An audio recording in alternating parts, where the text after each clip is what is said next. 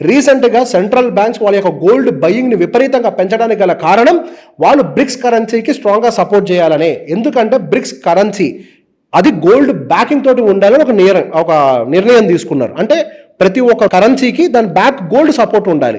So బేసిక్గా దాన్ని support చేయడానికి ఇంత గోల్డ్ కొన్నారు. గోల్డ్ కొన్నది అమెరికా కాదు, ఏషియన్ కంట్రీసే, పర్టికులర్గా బ్రిక్ నేషన్సే, చైనా, రష్యా, ఇండియా విపరీతమైన గోల్డ్ బయింగ్ చేశాయి. సో దానికల కారణం ఏంటి? బ్రిక్ కరెన్సీని తీసుకొని రావాలి, డాలర్ డిపెండెన్సీ తగ్గించాలి, ఇప్పుడు మీరన్నదే ఆధిపత్యాన్ని తగ్గించాలి వాళ్ళది. ఇక ఎప్పుడు మొన్న ఏమైంది అసలు ఈ ప్రాబ్లం కూడా ఎందుకు ఎస్కలేట్ అయింది? బ్రిక్ కరెన్సీ రావాలని రష్యా ఉక్రెయిన్ యుద్ధం మొదలుపెట్టినప్పుడు రష్యా దగ్గర ఉన్నటువంటి డాలర్ రిజర్వ్స్ సీజ్ చేసింది అమెరికా. అంటే ఈ ప్రాబ్లం ఎవరికైనా జరుగుద్ది కదా. అదే కదా, ఎవరి కరెన్సీ వాడున్నప్పుడు వాని కరెన్సీ తోటి వీడు దెబ్బతినడం అనేది గన్ పౌడర్ నమ్ముకొని ఇప్పుడు దాకా అమెరికా బాగానే ఎదిగిందన్న.